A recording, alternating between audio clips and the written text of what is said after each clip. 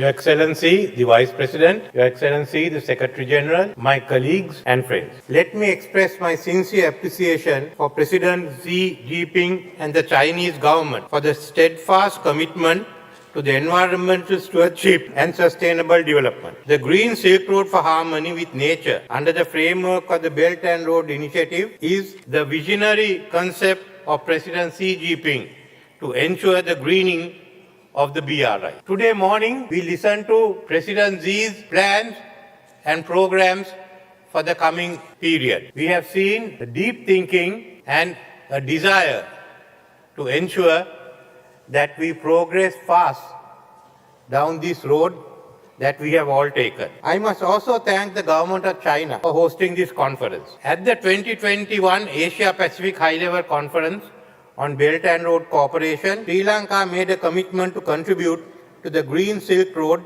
for Harmony with Nature. Though Sri Lanka's emissions are globally negligible, amounting to merely 0.03%, our targets for 2030 is to achieve 14.5% reduction of GHG emissions, 70% of electricity generation through renewable resources, 32% of forest cover, weaning off of coal power by 2042, and reaching net zero by 2050. Sri Lanka is committed to 70% renewable energy generation by 2030 and achieving carbon neutrality by 2050. We are already in the process of implementing the Kunming-Montreal Biodiversity Agreement. But time is not with us. That we have to realize. If we are to overcome the climate crisis, Sri Lanka is of the view that we need an accelerated agenda for research and development leading to significant transformative changes to overcome the triple planetary crisis. That is not happening now. There are not enough research. There are not enough coordination. There is no focal point. Therefore, Sri Lanka is initiating the establishment of the International Climate Change University, the ICCU, a central hub for addressing climate challenges, which will serve as a nexus for 1, interdisciplinary research, 2, knowledge dissemination, and 3, hands-on education. This university will advance climate change mitigation on multiple fronts, such as cutting-edge research, education for change agents, international collaboration, and community engagement. The ICCU will be dedicated to advancing knowledge, research, and solutions necessary to the global efforts in limiting global warming to 1.5 degrees Celsius.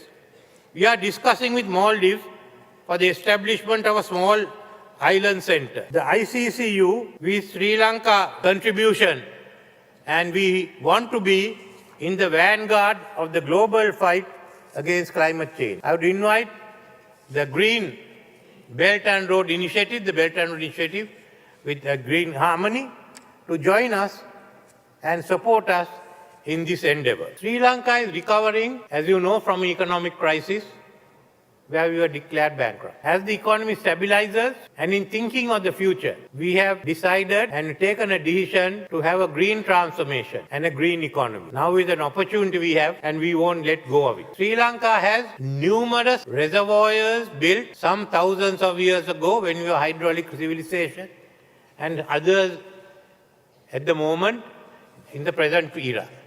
Thousands and thousands of reservoirs from about a hectare to as much as 300-400 hectares. Now this is energy which also, we have water which can also be used for solar panels. We have sunshine most of the time. Unfortunately, we haven't got enough rain, that's the problem. The renewable energy, the wind power in our part of the country can even go up to about 40 to 60 gigawatts. So the potential is there for Sri Lanka to have a green economy. The government will be introducing laws to ensure the transformation to a green economy. Laws in the interim which will ensure that the economic activity is climate friendly. At COP27, Sri Lanka launched its climate prosperity plan. The net zero 2050 roadmap will be launched during COP28. The implementation of the climate prosperity plan requires 26.5 billion US dollars up to 2030. The roadmap for carbon neutrality requires 100 billion US dollars till mid-century. These are very heavy burden for Sri Lanka. But we are determined somehow to ensure that we can mobilize the resources. But this is not the case in all countries. A number of countries are unable to find the necessary financial resources to fund the transition. Some of the least developed countries are not even qualified for private green finance. These are issues we have to address today. Therefore, we must formulate without delay concrete proposals for green financing and make these available to the countries. When at the last SDG summit, we have already taken the decisions of evolving solutions, and we have to do that. This is a crucial year in many ways, and the most important is for climate change. And I must thank the Chinese government for your role, especially the presence of the Prime Minister at the Paris Climate Funding Summit. But we have to mobilize the resources of the Belt and Road Initiative also to go ahead and to help these countries. And therefore, this is why I say our proposals in that this field should include debt relief for low-income countries. Some may not be able to pay their debt at all. We have to remember that. 2, a window for concessionary financing for the middle-income countries.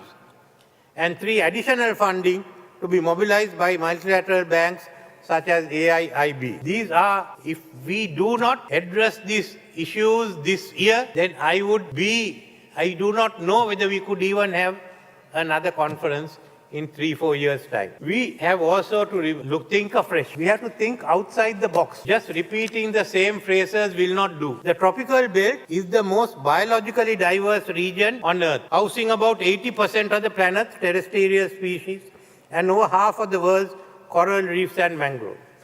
Of the 125 countries and territories located in the tropical climate belt, 88 countries are parties to the BRI. The tropical belt makes up about 40% of the planet's surface area and is home to approximately 40% of the world's population. The energy generation potential from solar, wind and biomass are significantly high in the tropics than that of other areas on Earth. Most of the world's remaining primary forests are tropical.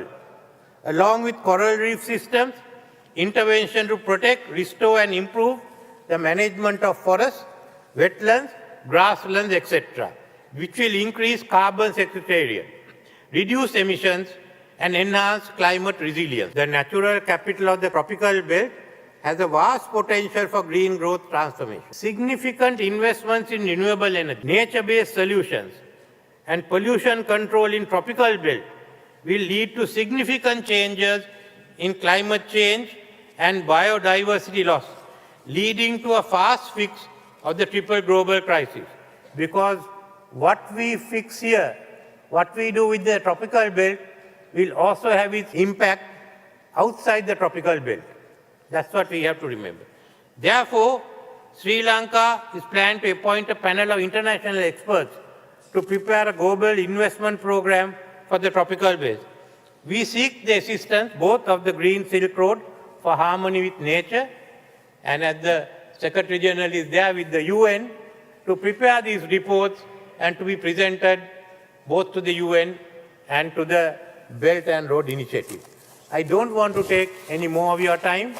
This is the time not merely to express our views, but also get down and act. There's very little time left, and I know what it is like. I know what my friend from Nepal is feeling when the Himalayas are melting. Thank you. AdaDerana YouTube නාලිකාව YouTube AdaDerana දැන්ම subscribe කරන්න.